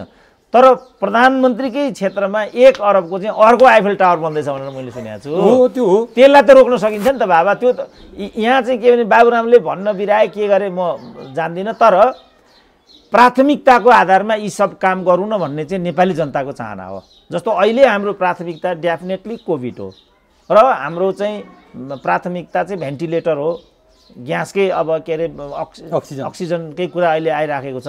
भोलि औषधिको समस्या होला, अरू कुराहरू होलान्। तर सत्ताधारी दलले चाहिँ गएको 1 सभा 1 वर्ष आफ्नो सत्ताको भन्दा अरू विषयमा 1 दिन पनि त छलफल गरेन नि त। त्यसैले मैले भने आउने निर्वाचनमा त म त एकदम अभियान लिएर हिँड्नुपर्छ भन्छु क्या। डाक्टर साहब त्यति जलन भएको छ, किनभने यो रङ भयो, हाम्रो मतको दुरुपयोग हो नि त। हाम्रो मत हो नि त्यो त। त्यहाँ हाम्रो यी भातेले होइन भने पनि त्यहाँ त हाम्रो अधिकार छ, त्यहाँ त हाम्रो मत हो नि त। अघि मैले कमल थापाको हाम्रो आमाहरूको मत भने नि त। हाम्रो आमाहरूको त्यसमा अधिकार छ। हाम्रो आमालाई हिन्दू राज्य चाहिन्थ्यो, राजतन्त्र चाहिन्थ्यो। त्यसको प्रतिनिधि म हुँ, कमल थापाले भनेको हुनाले आमाहरूले त्यहाँ भोट हालेको। त्यहाँ काङ्ग्रेस कम्युनिस्टसँग मतलब थिएन, उनीहरूले त्यहाँ मत हालेको थियो। र यहाँ हामीले हालेको छ, किनभने नाकाबन्दीको विरुद्धमा यो जुत्यो। त्यसकारण मैले भनिदिएको थिएँ अरू मधेसमा पनि प्रदेश नम्बर 2 मा पनि नेकपा एमालेको अग्रता हुन्छ भनेको थिएँ र त्यही नै भयो। 7वटा प्रदेशमा लडाइँ दियो नि त। अब अहिले हेर्नु यिनीहरूको लडाइँ त भने त उनी त जो मतादेशको जुन एउटा हामीले त आदेश दिएको, भाइ तिमीले यसरी गर भनेर, हामीले स्थायित्व भएन, त्यसकारण हामीले नसकेको भनेको हुनाले ल भनेर हामीले हालिदियो हो नि त। अब आज हामी माथि खेलबाड भयो कि भएन? त्यसकारण यिनीहरूलाई मैले राजनीतिक अपराधीहरू हुन् र यिनीहरू दण्डित हुनुपर्छ भनेको छु मैले। अब यति भनिरहँदा डाक्टर साहब, प्रधानमन्त्री ओलीले के भन्नुहुन्छ भने 1 वर्षदेखि ल ठिक छ मेरो पार्टीमा विवाद थियो, यति विवाद हुँदा नि मैले गरेको विकास हेर्नुहोस्, अहिले काठमाडौँको दायाँ फर्किनुहोस्, बायाँ फर्किनुहोस्, पछाडि फर्किनुहोस्, अगाडि फर्किनुहोस्, जतासुकै चिल्लो सडक छ। तपाईँलाई घुम्न मन लाग्यो, एकछिन फ्रेस हुन मन लाग्यो, रानी पोखरीमा जानुहोस्, काठमाडौँलाई टलेर हेर्न मन लाग्यो, धरहरा चढ्नुहोस्। कि यहीको लागि तपाईँले भोट हाल्नु भएको थियो डाक्टर साहब? यतिको लागि हाल्नु भएको थियो? होइन, यो त मैले भने नि यो त नियमित प्रक्रियाभित्रको कुरा हो र यसमा चाहिँ प्रधानमन्त्री आइ पनि रहनु पर्दैन, किनभने यो स्थानीय निकायले गर्ने चाहिँ जिम्मेवारी पनि हो। हामीले जे धुलो बिहोर्यौँ, जे हिलो बिहोर्यौँ, होइन, यिनीहरू मेलम्चीकै कुरा भन्छन् होइन। कतिचोटि मेरो घरमा त मेलम्ची अहिले पनि पानी आइरहेको छैन होइन। अब त्यतातिर हामी नजाउँ, तर हाम्रो भनाइ चाहिँ के भने जस्तो उनीहरूले गौरव गर्ने अवस्था नै छैन, किनभने यो त्यो धरहरामा पनि 4 अरबभन्दा बढी खर्च भएको छ। त्यो पनि अस्वाभाविक भन्ने कुरो आइसक्यो। अब त्यो खर्चको पाटो एउटा भयो होइन। अब रानी पोखरी पनि राष्ट्रपतिले उद्घाटन गरेको कहिले हो, बल्ल त्यो चाहिँ उद्घाटित भइरहेछ। मेलम्ची चाहिँ 13 अरबको प्रोजेक्ट हो, 31 अरबमा हामी पुग्यौँ। भने गर्व गर्ने ठाउँ कहाँ छ? गर्व गर्ने ठाउँ त कहीँ केही पनि छैन। त छोडिदिउँ, जे भए पनि यी योजनाहरूले पूर्णता पाए, व्यवस्थित तरिकाले यसलाई चाहिँ राष्ट्रका चाहिँ संरचनाहरू हुन्, छोडिदिउँ। सिंहदरबार पनि बन्न बाँकी छ भने बनोस्, छोडिदिउँ होइन। तर उनीहरूले प्राथमिक यसमा गौरव गर्नुको सट्टा अहिले त जनताको ज्यान गइरहेछ। हो, म त्यही आउँदै थिएँ। अब अहिले संसारकै सबैभन्दा बढी चाहिँ उच्च सङ्क्रमणमा परेको मुलुक हाम्रो भन्ने छ, अनि हामीले गौरव गर्ने र अनि यो बत्ती बाल्ने कहाँ हामीसँग त्यस्तो कहाँ अवस्था? दीपावलीको अवस्थै छैन हाम्रो। यहाँ मान्छे मरिरहेछन्, अब तुरुन्त काल कति बेला घरमा पस्ने हो केही ठेगान छैन, अनि हामी कहाँ दीपावली गर्न सक्छौँ र? हो, यही विषयमा डाक्टर साहब सरकारले बनाउँछ नियम 25 जनाभन्दा बढी भेला हुन हुँदैन। 25 जनाभन्दा बढी भेला भए सरकारले कारबाही गर्छ, पक्राउ गर्छ भनेर प्रधानमन्त्रीले निर्देशन दिनुहुन्छ। तर आफैले धरहरा उद्घाटन गर्ने ठाउँमा हेर्नु त 100औं मान्छेको भिड जम्मा गर्नुहुन्छ प्रधानमन्त्री। त्यही भन्नुहुन्छ बालुवाटारमा स्थायी कमिटीको बैठक, केन्द्रीय कमिटीको बैठक बसाल्नुहुन्छ, त्यत्रो मान्छेको भिडभाड गराउनुहुन्छ। प्रधानमन्त्रीले किन आफ्नो जिउमा जुम्रा नदेख्ने अरूको जिउमा चाहिँ भैँसी देख्न थाल्नुभयो डाक्टर साहब? त्यही त देखियो नि। अब यो त मान्छेमा अब संवेदनशीलता चाहिन्छ, जवाफदेहिता चाहिन्छ होइन। मानिसमा ती चिजहरू अनिवार्य हुन्छन्। जस्तो हिजोका शासकहरू चाहिँ निरङ्कुश भए पनि उनीहरूमा जस्तो अब गङ्गालाललाई चाहिँ, गङ्गालाल सानै 20-22 वर्षको उमेर थियो, त्रिचन्द्र कलेजमा आइएससी पढ्ने विद्यार्थी हुन् गङ्गालाल 4 शहीद मध्ये। अनि राणाका छोरीहरूले चाहिँ जुद्ध शमशेरलाई अनि त्यस्तो बच्चालाई किन मारी बक्सिन्छ त्यस्तोलाई त मिना गर्दै पनि हुन्छ नि सरकार भनेर राणाका छोरीहरूले चाहिँ जुद्ध शमशेरलाई सम्झाए अरे सम्झाउँदा तिमीहरू चिन्दैनौ थाहा पाउँदैनौ राजपाट भन्ने कुरा कस्तो हुन्छ तिमीहरू बुझ्दैनौ अब त्यसले एउटा सानो बिराए भने त भइहाल्छ नि त्यसले बिराए भनोस् म माफी दिइहाल्छु तिमीहरू थाहा पाउँदैनौ गङ्गालाल गङ्गालाल भन्छौ बच्चा बच्चा भन्छौ यस्तो छ भनिसकेपछि चाहिँ तल कुरा आयो गङ्गालाललाई कि तिमीलाई त श्री तिनले माफी दिने कुरा छ एक वचन बिराए भन माफी पाउँछौ गङ्गालालले के भने राणासँग मागेको ज्यान बाँच्नुभन्दा बरु मलाई मर्नु ठिक छ मृत्युको बाटो रोजे प्रतिबद्धता भन्ने कुरा र जवाबदेहिता र संवेदनशीलता भन्ने कुरा राणाहरू जस्तै भए पनि निरङ्कुश भए पनि स्वेच्छाचारी भए पनि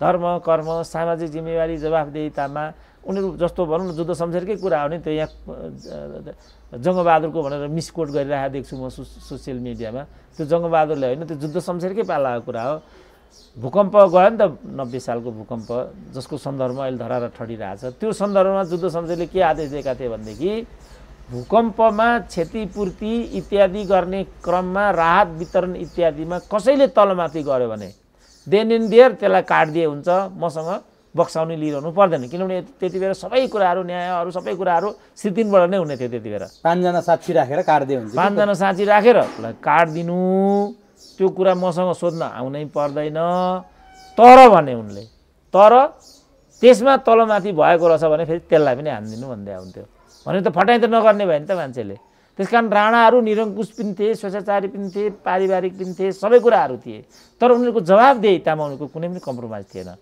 अब अहिलेका चाहिँ के भयो भने लोकतान्त्रिक छन् अब कम्युनिस्ट हौँ पनि भन्छन् 14 वर्ष जेल पनि बसेका छन् तर उनीहरूको समाजप्रतिको जवाबदेहिता चाहिँ एकदमै शून्य बराबर छ त्यो शून्यताको एउटा नमुना चाहिँ प्रधानमन्त्रीका यी अभिव्यक्तिहरू यो व्यवहार यो कार्यशैली हो भन्ने देख्छु म चाहिँ यो डाक्टर साहबले एकदमै बुझ्ने गरी प्रश्न पारिदिनु भयो अब यो प्रधानमन्त्रीको हिजोको एउटा अन्तर्वार्तामा म केन्द्रित हुन्छु डाक्टर साहब लगभग 1.5 घण्टाको अन्तर्वार्तामा उहाँले राजनीतिक विषय पार्टीभित्रका विवाद नेकपाभित्रका विवाद एमाले भित्रका विवाद आफूले गरेका विकासका चमत्कारका चर्चा गर्नुभयो पत्रकारले पनि त्यतै सोध दिनुभयो उहाँले त्यो उत्तर दिनु स्वाभाविक थियो तर यस्तो महामारी फैलिएको छ यस्तो महामारी कोरोना कोभिडको बारेमा उहाँहरू छलफल गर्न रुचि देखाउनु भयो न त सोध्नेले त्यति सोधिदिनु भयो न त उत्तर दिनेले त्यसमा दिनुभयो के यो प्रति पनि प्रतिबद्ध नभएको देखिया हो प्रधानमन्त्री र पत्रकार होइन त्यो चाहिँ अब त्यहाँ जो यिनीहरूको सायद यो पनि यिनको घरमै भएको अन्तर्वार्ता होला पुरै रेडिमेड प्रश्नहरू हुन्छ अरे त्यहाँ रेडिमेड भन्दा दाहिने देब्रे भयो भने त्यो अन्तर्वार्तै हुँदैन अरे त्यहाँ त्यो आइसकेको छ रिपोर्टिङ यो बिचमा 2-3टा अन्तर्वार्ताहरू पहिला यो रको चिफको सन्दर्भमा भएको अन्तर्वार्ता हामीले हेरेकै छौँ त्यसपछि अर्को एउटा खोलापारीको टिभीमा एउटा अन्तर्वार्ता बजेको थियो त्यसको रिपोर्टिङ यहाँ आइसक्यो र त्यसकै अघिल्लो कडीको रूपमा यो आइराखेको छ त अर्को यहाँ सायद त्यो हाम्रो राजेन्द्र बानियाले लिएको अन्तर्वार्ता पनि त्यस्तै नै होला अब यी सब त के भने रेडिमेड अन्तर्वार्ताहरू हुन् अब रेडिमेड अन्तर्वार्ताको विषयमा धेरै त्यो अन्तर्वार्तामा जानुभन्दा कोभिडको विषयमा छलफल हुनु पर्थ्यो जनताको चासो त्यो थियो पार्टीभित्र के भयो कसले कसलाई कारबाही गर्यो यति बेला चासोको विषय हो र डाक्टर साहब भन्न मात्रै खोजेको मैले होइन यस्तो नि जस्तो चाहिँ यो रको चिफको बारेमा त्यहाँ प्रश्न उठ्यो उठाउँदा उहाँले चाहिँ आफूलाई मन पर्दी कुरा भन्नुभयो र भन्दै उहाँले निष्कर्ष के दिनुभयो भने प्रक्रिया अन्तर्गत गोयल आएका हुन् र उपयुक्त पद्धतिबाट यो कुरा भएको छ त्यहाँ के कुरा भएको छ भन्ने कुरा तपाईलाई भनिरहनु आवश्यक छैन भनेको छ उहाँले पत्रकारले चाहिँ नेपाली तपाईले भने जस्तो नेपाली जनताले अहिले चाहेको अपेक्षा गरेको त कोभिड हो भन्नुभयो नि त्यहाँ पनि नेपाली जनताले चाहेको कुरा के थियो भने श्याम गोयल चाहिँ त्यहाँ किन आएका थिए त्यहाँ के कुराहरू भए नेपाली जनताको अपेक्षा त त्यो थियो नि तर प्रधानमन्त्रीले के भन्दै यो कुरा तिमीलाई भन्नु जरुरी छैन पत्रकारले किन छैन भन्न सकेन अब भने यो त अभ्यासै छ नि त यिनीहरूको यहाँ पनि त्यही हो त्यसो भए त्यो अन्तर्वार्तामा अलिकति केन्द्रित भएर राजनीतिक कुरा गरौँ डाक्टर साहब अनि यो कार्यक्रम सघाउँदा जस्तो त्यहाँ प्रधानमन्त्रीले भन्नुभयो एउटा महत्त्वपूर्ण विषय जो भाइरल पनि भएको छ प्रचण्ड यो राष्ट्रका समस्या राष्ट्रिय समस्या हुन् भनेर बोल्नुभयो त्यति मात्र होइन अब प्रचण्डसँग पार्टी एकता कुनै पनि हालतमा सम्भव छैन पार्टी एकता सम्भवै छैन जे उद्देश्यले पार्टी एकता गरिएको थियो प्रचण्ड दरबेसा भने प्रचण्ड माधव नेपालहरू छप्काउन थाले लुकेर घले राजाहरूलाई जसरी त्यहाँ दरबेसाले चाहिँ जित्या थिए तिगडम गरेर, त्यसै गरी थाले प्रचण्ड राष्ट्रिय समस्या हुन् भनेर भन्नुभयो। यो साँचो कुरा हो? पहिला त द्रव्य शाहले त्यो गरेको कुरा के हो त्यसको ऐतिहासिक सत्यापन हुनुपर्छ। पहिलो कुरा त प्रधानमन्त्रीलाई त्यो थाहा छ कि थाहा छैन पहिलो कुरा। दोस्रो कुरा त्यो घटना वास्तविकतासँग नै जोडिन्छ भने पनि, किनभने यहाँ त पृथ्वीनारायण शाहले नै कीर्तिपुरको नाक काटेर सिद्ध्याए भन्दैका छन् होइन। अब त्यति बेला अङ्गको बदला अङ्ग त हुन्थ्यो। सूर्यप्रताप शाहको आँखा फुटाएको हुनाले आँखा फुटाउनेलाई नाक काटियो भने कुन ठुलो कुरा भएन। तर कीर्तिपुरको पुरै बजारै नाक काटिएको थियो भन्ने कुरा त एकदम भ्रामक छ। नाक काटिएको छ तर पुरै कीर्तिपुरको नाक काटिएको भन्ने कुरा चाहिँ भ्रामक छ। अब द्रव्य शाहको कुरा यहाँ के छ, अब यदि प्रधानमन्त्रीले भने जस्तो नै हो भने पनि त्यो बेलाको राज्य प्राप्तिको प्रक्रिया र अहिलेको शासन गर्ने प्रक्रियाको बिचमा त तादात्म्यता त नहुनु पर्ने हो। यसकारण यो खण्डन योग्य छ, मिल्दैन। जहाँसम्म प्रचण्डसँग पार्टी एकता इत्यादि भन्ने कुरा हो, यो त साविक एकतै उचित छैन भनेर मैले त्यही बेला भने होइन। यो त अहिले प्रधानमन्त्रीले कृत्रिम भएछ भनेर अहिले आएर भन्नु, अहिले आएर भन्ने हो। त्यो त्यति बेला मैले भनेको थिएँ, यो जब यो माओवादीवाला जब यो तथानाम गर्न थाले इत्यादि गर्न थाले एउटा कार्यक्रममा म चाहिँ मोहन वैद्यसँग म पनि वक्ता थिएँ। तपाईँहरूबाट यो पार्टी सम्भव हुँदैन, चल्न सक्दैन। यो पार्टीको अध्यक्षता सबभन्दा बेटर तपाईँहरूले बरु मलाई दिनुभयो भने म पार्टीलाई व्यवस्थित गराइदिन्छु, मैले यो कुरा भनेको थिएँ। अहिले म उहाँलाई यही कुरा भन्छु, तपाईँबाट यो होला जस्तो छैन, बरु कुनै संवैधानिक व्यवस्थापन मिलाएर तपाईँले आफ्नो ठाउँमा मलाई लैजानु राम्रो हुन्छ।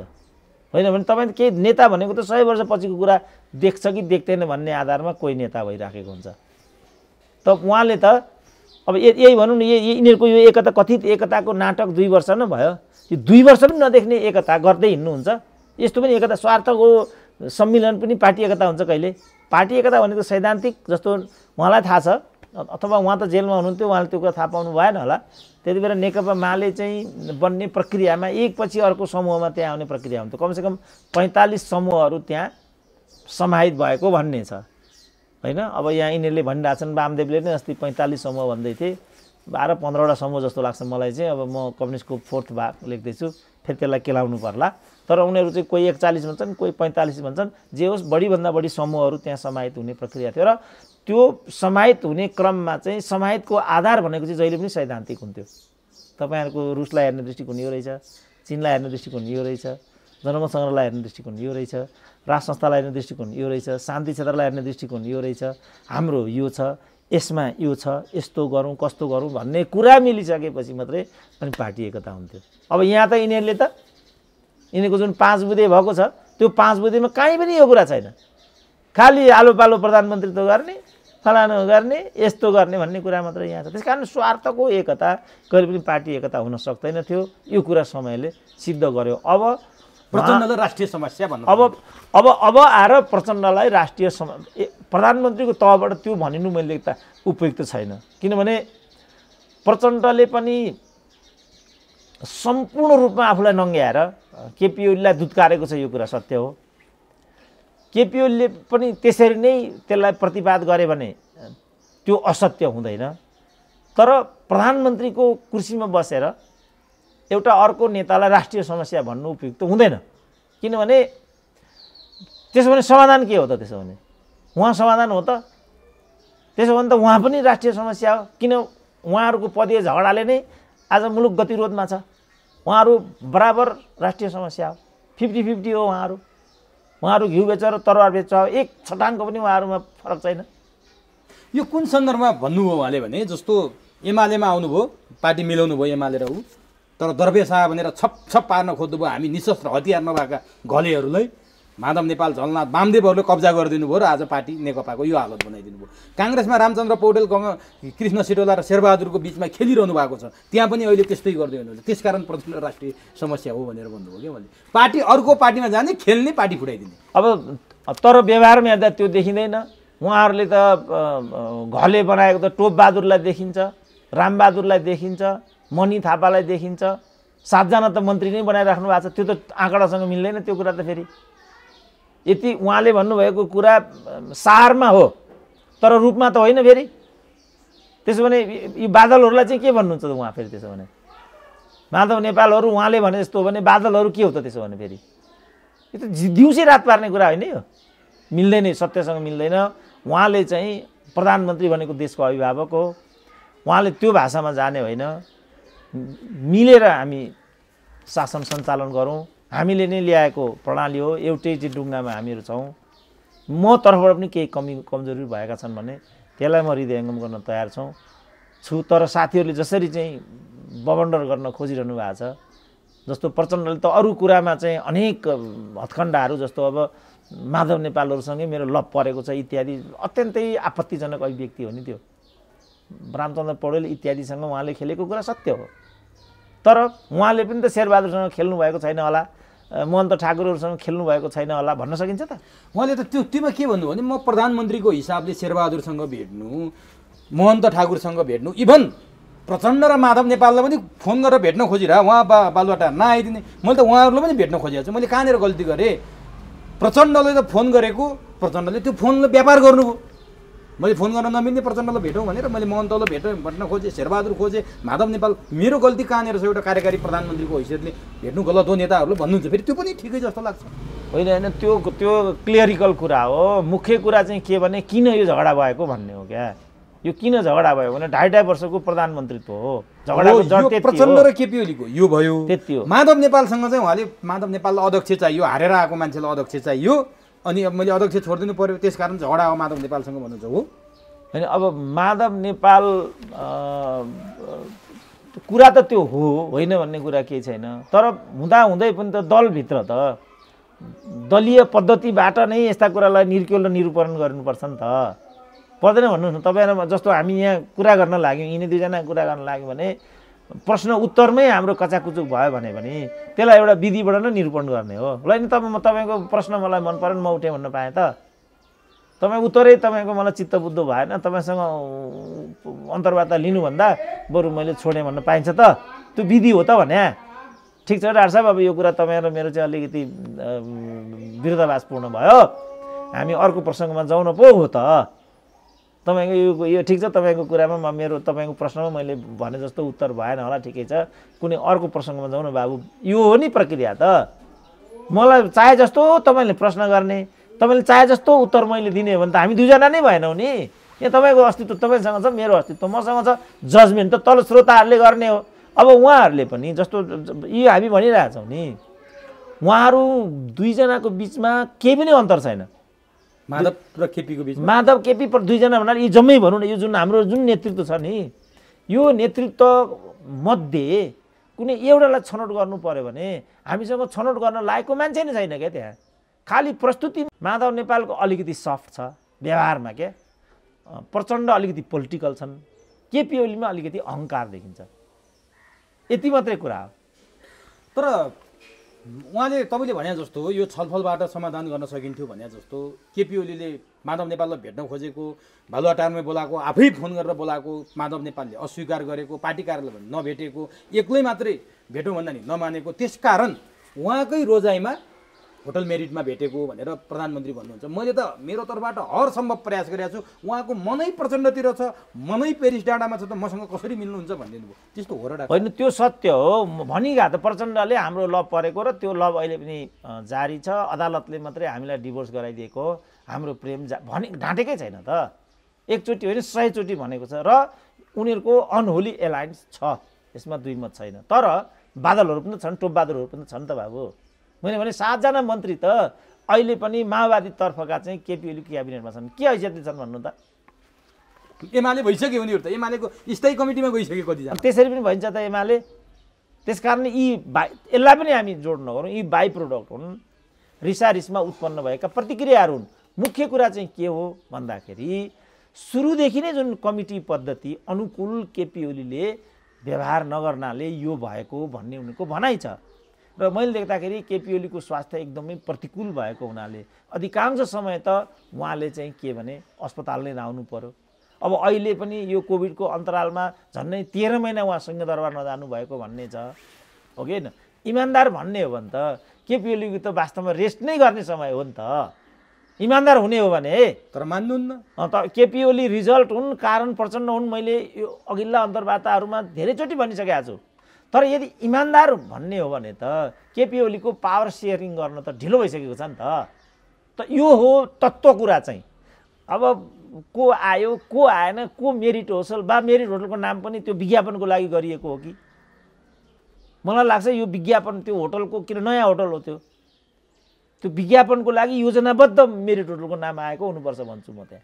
अब नि डाक्टर साहब यो भइसकेपछि केपी ओलीको कुरा सुन्दा कुरा मिल्ला जस्तो चाहिँ लागेन, किनभने माधव नेपालले मन उता छ, मैले जे भने नि मान्नुहुनेवाला छैन। त्यति मात्रै होइन, भाइरसको संज्ञा दिनुभयो केपी ओलीले माधव नेपालहरूले, आफ्नो विरोध गर्ने विरोधी गुटहरूलाई। उहाँहरू कुन पार्टीमा हुनुहुन्छ अहिले थाहा छैन, एमालेमा भएको भए त आउनुहुन्थ्यो होला, कुन एमालेमा हुनुहुन्छ, कहाँ हुनुहुन्छ, पार्टी नै छैन उहाँहरूको, एउटा गुट हो, त्यो पनि कुन दिन पेरिस डाँडामा गएर मिलाइदिनुहुन्छ माओवादीमा। उहाँहरूको यहाँ ठाउँै छैन, भाइरस हो।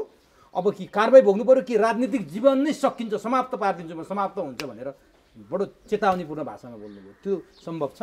होइन, अघिल्लो राजनीतिक कसैको राजनीतिक भविष्य कसैले घोषणा गर्दैमा सकिने भन्ने चाहिँ होइन, यो जनताले निर्णय गर्ने कुरा हो। माधव नेपालहरूले गल्ती गर्नुभएको छ भन्ने कुरा सही हो, तर यो गल्तीको कारण त फेरि केपी ओली हो नि त। जस्तो केपी ओलीले चाहिँ मध्यावधि गर्नुभएको छ र आजको ठाउँमा आउनुभएको छ भन्ने कुरा सत्य हो, तर त्यसको कारण त प्रचण्ड हो नि त। त्यसकारण हामीले कारणमा जाने कि परिणाममा जाने भन्ने यो द्वन्द्व हो। अहिले नेपालमा यो राजनीतिक कर्मीहरूले अक्सर परिणामलाई मात्रै चाहिँ व्याख्या गरिराखेको म देख्छु। मेरो विचारमा परिणाम महत्त्वपूर्ण कुरा होइन, कारण महत्त्वपूर्ण कुरा हो। के कारणले केपी ओली त्यस्तो, के कारणले पार्टी एकता, के कारणले माधव नेपाल प्रचण्ड भए ठाउँमा हामीले यो कुरालाई खोतल्नुपर्छ। जहाँसम्म माधव नेपालहरूको हरकत हो, पार्टी र त्यसमा नि कम्युनिस्ट पार्टीको कोणबाट हेर्दाखेरि त्यो चोराने गल्ती छ। उहाँहरूलाई चाहिँ नेतृत्वसँग रिस उठ्यो भन्दैमा त्यो गर्ने, गुटबन्दी गर्ने, खोलटारमा गएर बैठक गर्ने, अर्काले लभ पर्यो अर्काको श्रीमतीसँग लभ गर्दै हिँड्न पाइन्छ? त्यो त पाइँदैन नि। तर यस्तो लभ त रामबहादुरहरूले पनि गरेका छन् नि त। उनीहरूलाई चाहिँ भित्रियाएर छोराछोरीसम्म पाउँदाखेरि कुनै विषयवस्तु नबन्ने, चरित्रको प्रश्न नउठ्ने, अनि आफ्नै श्रीमती चाहिँ घरबाट बाहिर चाहिँ सागसब्जी लिन मात्रै गएकी छ भने पनि कहाँ गएकी छ भन्दै चाहिँ बबन्डर त्यो मिल्छ? त्यसो भयो नि डाक्टर साहब। अब के हुने देख्नुहुन्छ त, माधव नेपालहरू दुईचोटि वार्ता गरेर माधव नेपालले आउँदाखेरि पनि उहाँ सन्तोषजनक देखिनु भएन। उहाँहरू फ्लोर क्रस गर्ने तयारीमा हुनुहुन्छ अरे। शेरबहादुरसँग माधव नेपालले गोप्य भेट गरेपछि केपी ओली झन् आक्रोशित भएको र सांसदहरूको लिस्ट तयार पारेर राख्नु भएको छ कुन बेला हटाउने भनेर। हटाउने हिजोको बैठकबाट तयारी रहेछ, तर फ्लोर क्रस गर्दै नहटाउँदाखेरि हामी त फ्लोर क्रस गर्नेवाला थिएनौँ भनेर उनीहरूको आफ्नै जित हुने भावनाले त्यो खुकुरीको धारमा उहाँहरूलाई हिँडाएर प्रधानमन्त्री ओली लिस्ट समाएर बस्नु भएको छ अरे। के देख्नुहुन्छ त अब यिनीहरूलाई कारबाही गर्ने, नगर्ने, फ्लोर क्रस गर्ने, अथवा के हुने सम्भावना देख्नुहुन्छ? अब उनीहरूले फ्लोर क्रस गर्नु अवश्यभावी छ, किनभने तल प्रदेशमा फ्लोर क्रस गर्न लगाएर 4 जनाको पोलिटिकल क्यारियर सिद्धिसक्यो। हजुर, तल चाहिँ यस्तो निर्देशन पठाउने, अनि माथि चाहिँ फ्लोर क्रस नगर्ने हो भने त त्यो राजनीतिक नैतिकता पनि हुँदैन। उनीहरूले फ्लोर क्रस गर्नु अवश्यम्भावी छ। अब केपी ओली यसको सन्दर्भमा के सोच्छन्, के गर्छन्, त्यो चाहिँ उनको कुरा हो। तर हिजो कारबाही गर्ने भनेर भनिएको थियो, केपी र ईश्वर पोखरेल मात्रै कारबाही गर्नेमा र अरू चाहिँ कारबाही अहिले नगरौँ, फ्लोर क्रस गरिसकेपछि गरौँला भन्नेमा गएपछि त्यहाँ पनि विवाद छ भन्ने सुनियो। के लाग्छ, केपी ओलीले कारबाही गर्लान् जस्तो लाग्छ डाक्टर साहब अगाडि कि फ्लोर क्रस भइसकेपछि? फ्लोर क्रस गरेपछि त आफ्नो सरकार गइहाल्यो नि, कसरी कारबाही गर्ने त? पार्टी अध्यक्षको हैसियतले कारबाही गर्न, संसद दलको नेताको हैसियतले कारबाही गर्न सकिँदैन सांसदहरूले? ठिक छ, त्यो पठाउला नि त्यहाँ, त्यसपछि उनी त बाहिरिहाल्छन्, अनि त्यो त तामेलीमा गइहाल्यो। भनेपछि के देख्नुहुन्छ सिनारियो डाक्टर साहब, यो फ्लोर क्रस, अविश्वासको प्रस्ताव, यो कहाँनिर अहिले गन्जागोल भइरहेछ? किनभने केही दिन अगाडि शेरबहादुर देउवाले अब राजनीतिले कोल्टे फेर्छ भनेर भने, हिजो फेरि काङ्ग्रेसका पदाधिकारीको बैठक बसेर अङ्कगणित प्रष्ट भएन, काङ्ग्रेस अविश्वासको खेलमा लाग्दैन, सुरक्षित अवस्थामा अविश्वास प्रस्ताव नआउने वातावरण बन्दासम्म काङ्ग्रेस अघि बढ्दैन भन्ने कुरा आइरहेछ। के देख्नुहुन्छ यो सिनारियोहरूले? अब यो सबै चाहिँ प्रचण्डले केपी ओली सरकारमा जुन समर्थन जारी राखेका छन् त्यो रहस्यमा गएर अड्केको देखिन्छ। त्यसैमा यो कुरा निर्भर गर्छ। प्रचण्डले अविश्वासको प्रस्ताव किन लैजानु पर्यो? समर्थन फिर्ताले त सरकार गइहाल्यो नि, किन अविश्वासको प्रस्ताव लैजानु पर्यो भन्नु त? त्यसको केही तर्क छ? भनेपछि के भइरहेछ भित्र, के खिचडी पाइरहेछ? अघि मैले भनिसकेँ नि त, यो जम्मैलाई अरू कसैले नै नियन्त्रण गरेको हुन्छ, रिमोट अरू कसैको हातमा हुन्छ क्या। तपाईँ यहाँ यस मन्त्री भएको मात्रै देख्नुहुन्छ, तर कसले एउटाले बनाइरहेको हुन्छ क्या। यहाँ एउटा तपाईँ देख्नुहुन्छ, एउटा मन्त्री देख्नुहुन्छ त्यहाँ, तपाईँ त्यहाँ अर्को एउटा राजदूत देख्नुहुन्छ, त्यहाँ यिनीहरूले बनाएकै हुँदैन क्या यो सिडिओको सर्भरबाटसम्म आजभोलि नेपालबाट हुन छोडिसक्यो। ए भनेपछि कहाँबाट कसले यस क्लिक गर्ने हो त्यो हामी त्यो शक्तिले यो ब्याक भनिसकेपछि देन एन्ड देयर। किन अहिले सम्पूर्ण अधिकार फेरि प्रचण्डले आफ्नो हातले पोलिट ब्युरो बैठकै बसेन फलानु भन्दै नाटक गर्थे नि यिनीहरू। लास्टमा अब नाटक मात्रै भयो जनताले भन्न थालिसकेपछि अनि निर्णय के गरे भने समर्थन फिर्ता लिने कि नलिने यो जिम्मेवारी पार्टी अध्यक्षलाई भनिदियो। अब त्यो प्रचण्डको हातमा छ त्यो। अनि यता शेरबहादुरले चाहिँ अघि केही दिन अगाडिसम्म परिपक्व भयो स्थिति, अब अविश्वासको प्रस्ताव दर्ता हुन्छ भनेको थिए, फेरि अहिले परिपक्व भएको छैन, गणित क्लियर छैन भनेर काङ्ग्रेस फेरि पन्छ्या जस्तो देखियो। उसको बाटो क्लियर छ। उसको बाटो क्लियर के छ भनेदेखि सरकारमा जानासाथ प्रचण्डको संस्कार त थाहा छ उनीहरूलाई, प्रचण्ड कति ठुलो धोकासम्म दिन सक्छन् भन्ने कुराको सबैभन्दा ठुलो भुक्तभोगी त शेरबहादुर नै छन्। त्यसपछि काङ्ग्रेसको हालत यो भयो भन्ने आरोप शेरबहादुरमाथि छँदैछ। नम्बर 3 सरकारमा गइयो। अब सरकारमा गएपछि फेरि निर्वाचनमा जानु पर्यो। केपी ओलीले यो सम्पूर्ण दोष कसको टाउकोमा हालिदिन्छन्? शेरबहादुर। अनि त्यसपछि त साँच्चै 2/3 त फेरि केपी ओलीतिर जाने अवस्था त हामी नै भनिदिन्छौँ नि। फेरि हामी नै भनिदिन्छौँ यो सरकार जाओस्, अनि शेरबहादुर त्यहाँ आउन्, अनि केपी ओलीमाथि त इन्जस्टिस भयो त मै भनिदिइहाल्छु फेरि। भनेपछि शेरबहादुरले अहिले यो कुरा बुझेका छन्। अन्त नबुझे पनि कसैले बुझाइदिएको होला उनलाई। ए भनेपछि यसकारण पनि प्रचण्डलाई अप्ठ्यारो भयो होला अविश्वासको प्रस्ताव। त्यसपछि अब सरकारको हुनसक्छ अब किनभने प्रचण्डले त सबैलाई रुवाएको भन्ने छ यिनीहरूलाई। अब गिरिजालाई पनि रुवाएको, गणतन्त्रको कुरा गरेर राजतन्त्र फालियो, आखिर हुँदैन भनिदिएपछि राष्ट्रपति हुन्छु भनेर न गिरिजाले राजतन्त्र फालेको थियो। पछि त हुँदैन, दुईटा शक्ति बन्छ, हुँदैन भनेर एउटा दुइटै हात खुट्टा दुइटै नचल्नेलाई गणतन्त्रवादीको नाममा त्यहाँ लगाएर राख्ने, अनि ढोडको तोकमा एउटालाई कमान्डर इन चिफ बनाउने, क्याप्चर गर्ने, यो थियो हिसाब। खतरनाक थियो नि त खेल त प्रचण्डको त। सबै वाङ खाए। अब यो अहिले बुझिया छन्। अब बुझे होला भन्नु पर्यो नि। स्वार्थले मान्छेलाई त कहाँ पुर्याउँछ भन्न सकिँदैन नि। अब नि डाक्टर साहब यति भइरहँदा प्रधानमन्त्री केपी ओलीको दुईटा कुरा चाहिँ एकदमै अर्थपूर्ण र महत्त्व लाग्यो। अहिलेको संसदीय गणितले देशलाई अघि बढाउन सक्दैन। मेरो इच्छा त चुनाव होइन, तर देशको इच्छा चुनाव भयो भने के लाग्छ भनेर बोल्नु अर्थपूर्ण छ कि अब फेरि अर्ली इलेक्सनको तयारीमा हो प्रधानमन्त्री? यसको कुनै अर्को विकल्प बन्दैन। किन यो त सुरुदेखि नै मैले भनेको पनि हो। मैले त यो सरकार बन्ने दिनै भनेको मध्यावधिको विकल्प छैन भाइ हो भनेर। संविधानको धारामा छैन, कसरी हुन्छ र भन्दै यिनीहरू खाए खुँदो अब रहेछ नि त। अबको निकास भनेको अर्ली इलेक्सन होइन। अब निकासमा यसको दुष्परिणाम भनौँ न, निकास नभनौँ। यसको दुष्परिणाम भनेको अस्थिरता र गतिरोधको दुष्परिणाम भनेको चाहिँ अर्ली इलेक्सन। त्यो अर्ली इलेक्सन भन्दा अगाडि अर्को एउटा अर्ली इलेक्सनको कुरा गरौँ डाक्टर साहब। जेठ 6 गते राष्ट्रिय सभाको चुनाव हुँदैछ। एमाले रामबहादुर थापालाई चुनावको उम्मेदवार बनाइसक्यो। अब सम्पूर्ण एमाले भोट हाल्यो भने त रामबहादुर थापाको जित लगभग सुनिश्चित जस्तै छ लाग्छ। त्यहाँ पनि फ्लोर क्रस हुने हो कि रामबहादुर थापाको जित सुनिश्चित हुने सम्भावना कति? उनी जित्दैनन्, उनी हार्छन्। फ्लोर क्रस नगरे पनि एब्सेन्ट बस्दिन्छन् एमालेवाला, गाडी जाममा पर्छन्। भनेपछि रामबहादुर त्यहाँ पनि हराइन्छ, उनी हार्छन्। अब आज यस्तो एउटा सन्दर्भ परेको छ डाक्टर साहब, म त्यो कुरा जोड्छु तपाईँसँग। मनमोहन अधिकारीको स्मृति दिवस आज 2056 साल जेठ 13 गते आजैको दिन मनमोहन अधिकारीको अवसान भएको थियो। डाक्टर साहबले कति अन्तर्वार्तामा मनमोहन अधिकारीको अन्तर्वार्ता ल्याएको छु मैले भनेर पनि भन्नुहुन्थ्यो बेला बेलामा। आज सन्दर्भ पर्यो। मनमोहन अधिकारीलाई कसरी सम्झिनुहुन्छ डाक्टर साहब? मनमोहन अधिकारी चाहिँ एकजना सादगीपूर्ण नेता थिए होइन।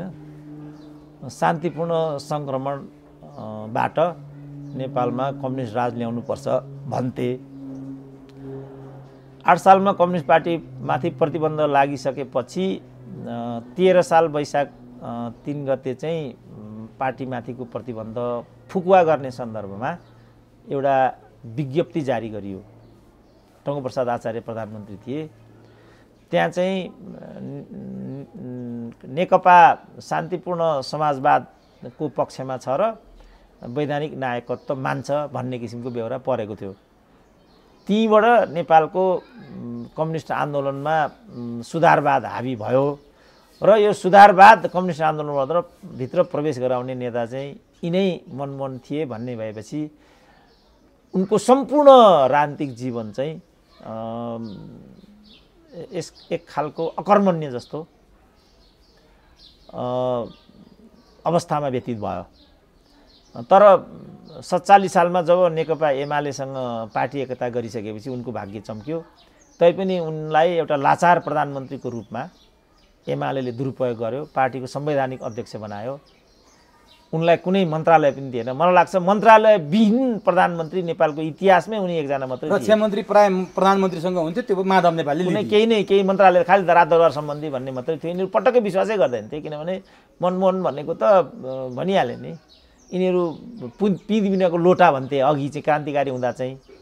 पछि यिनको अवसान भइसकेपछि चाहिँ केही नभन्ने, बोकेर मात्रै हिँड्ने, तर कुनै नेताको रूपमा नमान्ने, खालि उनको ट्रेडमार्क मात्रै दुरुपयोग गर्ने, यो दुराशयबाट एमाले पार्टी एकता गरेको थियो। त्यो पीर एकदम पीडित रूपमा उनी गुज्रिन्थे। यही क्षेत्रबाट उनी चुनाव लड्थे र उनको निर्वाचन कमिटीको त म आफै सदस्य थिएँ र उनको निर्वाचन अभियानमा म आफै हिँड्थेँ।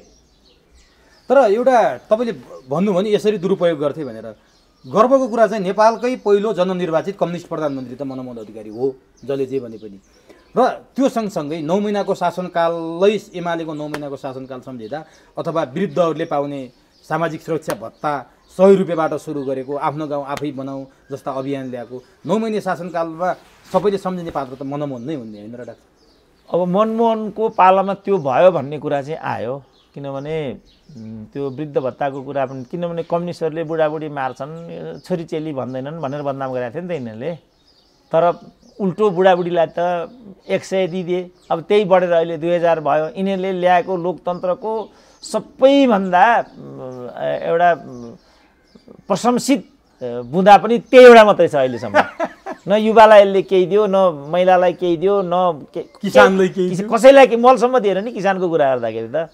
तर यो 2000 चाहिँ एउटा झल्झली देखिने अविस्मरणीय घटनाको रूपमा छ र मनमोहनसँग जोडिन चाहिँ पुग्यो। तर यो 100 भत्ताको अवधारणा मनमोहनले ल्याएको होला भन्ने पनि लाग्दैन मलाई चाहिँ। कहाँबाट आयो, मलाई 4-5 जनाले मैले ल्याएको यो मनमोहनको बजेटै मैले बनाएको भन्ने लुवाङ्गेहरू पनि मैले बाटोमा चाहिँ भेटेका थिएँ। तर यो कसले गर्यो ठ्याक्कै। तर भने नि मनमोहनलाई उनीहरू चाहिँ एकदमै, म चाहिँ यो चुनाव प्रचार कमिटीमा हिँड्थेँ, बिचरा सुहाँ गर्थे। एकचोटि घटना मलाई थाहा छ, पुतली सडकबाट प्रचार गर्दै आइयो, त्यो बाँसको झाङको उकालामा बुढा सुहाँ गर्थे, फलाइन्छ म एकछिन बस्छु भने, एकछिन बसेपछि उठ्नुहोस् कमरेड भन्यो एउटा गुरिल्ला आएर चाहिँ बिचरा हालत थियो क्या उनको। र भाषण गर्दा गर्दै यो गोठाटारमा भाषण गर्दा गर्दै बिचरा चाहिँ दिवंगत भए, यो हालत थियो क्या। मैले यो अलिकति लामै भयो, अलिकति जान्न मन लाग्यो, कहीँ पढेको थिएँ। मनमोहन र पुष्पलाल साडु उनीहरूको मेल चाहिँ कहिले थिएन भनेर सुनिन्थ्यो डाक्टर साहब, हो साँच्चीकै हो? त्यो त हो नै भन्ने देखियो नि, किनभने पार्टी विभाजित भयो, उनीहरू एउटै समूहमा कहिले पनि रहेनन् होइन। मनमोहनद्वारा नै पुष्पलाललाई बाहिर आउने यस्तो कुरा भयो। तर यिनीहरूको बिहा चाहिँ 11 सालमा भएको हो। पुष्पलाललाई संस्थापक महासचिवबाट हटाउने निर्णय चाहिँ 8 सालमा नै भएको भनेपछि कुनै न कुनै रूपमा उनीहरूको मैत्रीपूर्ण भन्ने नै देखिन्छ, किनभने दिदी बहिनी उनीहरूले बिहा गरेका छन्। यो बिहा 11 सालको मैले अघि पनि भनिहालेँ। त्यसपछि चाहिँ उनीहरूको सम्बन्ध कहिले पनि सौहार्दपूर्ण नरहेको नै भन्ने देखिन्छ। तर के भयो भने 14 सालमा कति 12-13 सालमा यो चाइनाको कम्युनिस्ट पार्टीको महाधिवेशनमा भाग लिन गएका मनमोहन बिरामी परेर उतै बसे। 16 सालमा मात्रै उनी आए।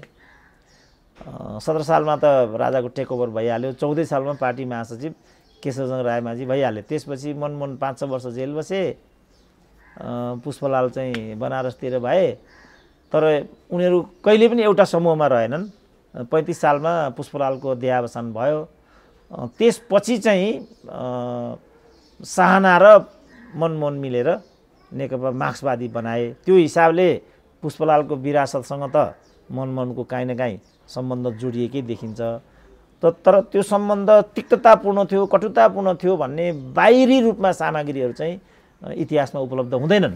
तर उनीहरूको सम्बन्ध यो हिसाबले गतिरोधपूर्ण नै हो कि भन्ने अनुमान गर्न चाहिँ सकिन्छ। अब यो विषयमा अन्तिममा एउटा प्रश्न सोध्छु डाक्टर साहब। 2048 सालमा चुनाव भयो, नेपाली काङ्ग्रेसको बहुमतको सरकार बन्यो।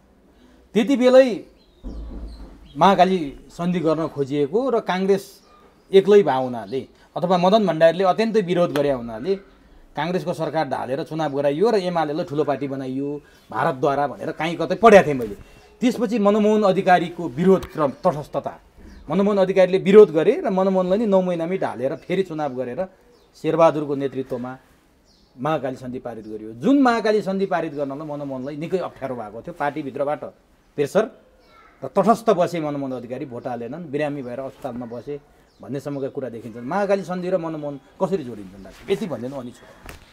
अब महाकाली वास्तवमा 48 जस्तो मलाई लाग्दैन। होइन पास त 52 मा भयो, तर त्यहाँबाट चाहिँ नि 54 मा भयो, त्यहाँबाट होइन 52 नै होला, 52 नै हो, 54 शेरबहादुरकै पालामा शेरबहादुर 52 हो। त्यो 48 मा चाहिँ तयारी गरेको भारतले, तर गिरिजाको एक्लै सरकारले नहुने, त्यसपछि गिरिजा सरकारलाई ढालिदिने अनि चुनाव गराएर एमाले ठुलो बनाउने, त्यहाँ पनि भएन। त्यसपछि 51 को त्यो कोलिएसन गभर्मेन्टबाटै गर्न खोजेर भारतले इन्ट्रेस्ट ल्याएको भनेर कहीँ कतै पढेको थिएँ मैले। यो मलाई हो जस्तो लाग्दैन, किनभने यो महाकाली भन्ने अवधारणा नै माधव नेपालको जस्तो लाग्छ मलाई।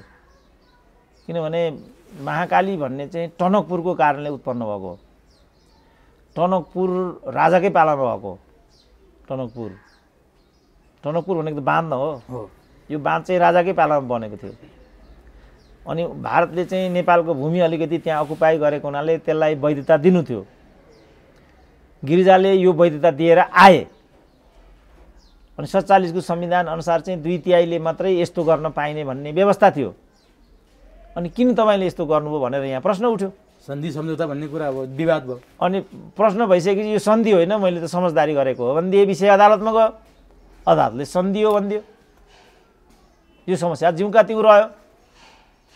यही क्रममा चाहिँ मध्यावधि भयो। माधव कुमार नेपाल चाहिँ भारतको भ्रमणमा गए। त्यहाँ गएका बेला आप लोग एकीकृत संधि कीजिए न, एकीकृत संधि कीजिए उससे हो जाएगा भन्ने यिनको दिमागमा हालिदियो। मान्छे बरु के भन्छन् भने यो एकीकृत भन्ने अवधारणा चाहिँ भारतको मार्क्सवादीको परिकल्पना हो, त्यो बोकेर चाहिँ यहाँ आए। माधव कुमार नेपाल बरु तपाईँले भनेको कहाँ गएर जोडियो भने पछि माधव कुमार नेपालहरूको मनमोहनको सरकार पन्छाउनेमा अनि यिनीहरू एकीकृत महाकालीको सन्धिमा अगाडि बढे। अनि बढे पछि चाहिँ मनमोहनको सरकार ढालिदिएपछि यो ढाल्नेमा इन्डिया आयो भन्नेमा उनीहरूको गुनासो भएपछि हामी महाकाली मान्दैनौँ भन्न थाले।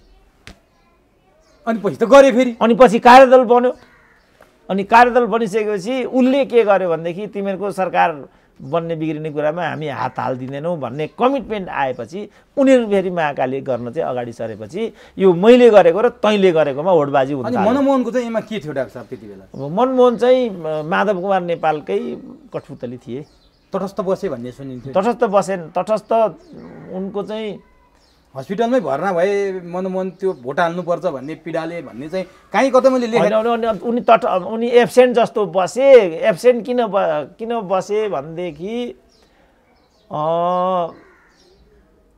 उनी तटस्थ बसेपछि वैकल्पिक अधिकार चाहिँ केपी ओलीको मान्छेले पाउने रहेछ। कम्युनिस्ट पार्टीको व्यवस्था अनुसार सेन्ट्रल कमिटीको मेम्बरलाई त्यो अधिकार नहुँदो रहेछ।